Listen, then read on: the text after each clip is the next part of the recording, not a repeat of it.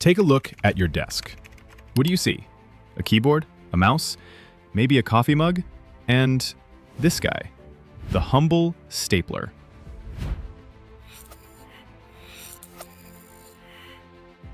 You've probably clicked it 1,000 times without a second thought.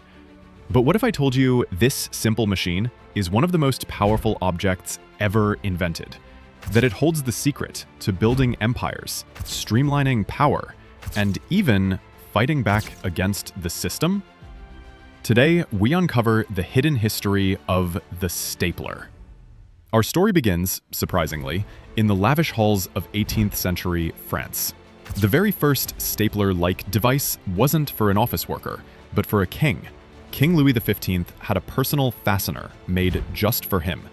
Each staple was inscribed with the royal court's insignia, a tiny symbol of absolute power binding his documents together. But this was just a royal novelty, a curiosity. The stapler's real journey began with a problem. A paper problem. The 19th century, the Industrial Revolution. Corporations and governments were exploding in size, and they were drowning in paper. How did they keep it all together? Badly. They used flimsy ribbons, brittle wax seals, and straight pins that snagged and pricked. This paper chaos wasn't just messy, it was a threat.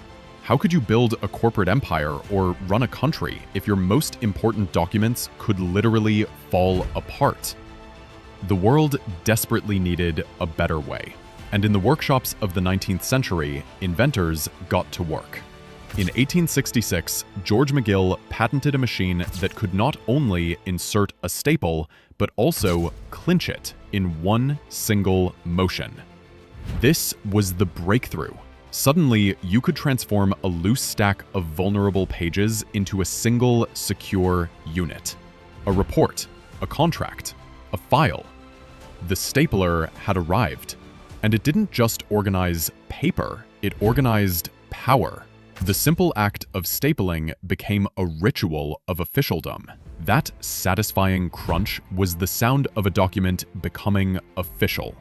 It was the final seal of approval that legitimized information and helped build the rigid, document-centric world of modern bureaucracy. But that's only half the story. Because the moment you put a tool of control into the hands of an everyday person, they find a way to use it for themselves. Think about the movie Office Space. The stapler wasn't a tool of productivity.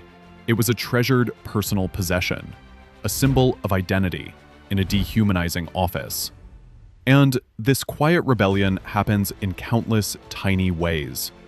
That unnecessary double staple when you're frustrated, that's a microaggression against the efficiency the tool was designed for. Using the office stapler to build cubicle art or mend your belongings, that's reclaiming a piece of corporate property for your own.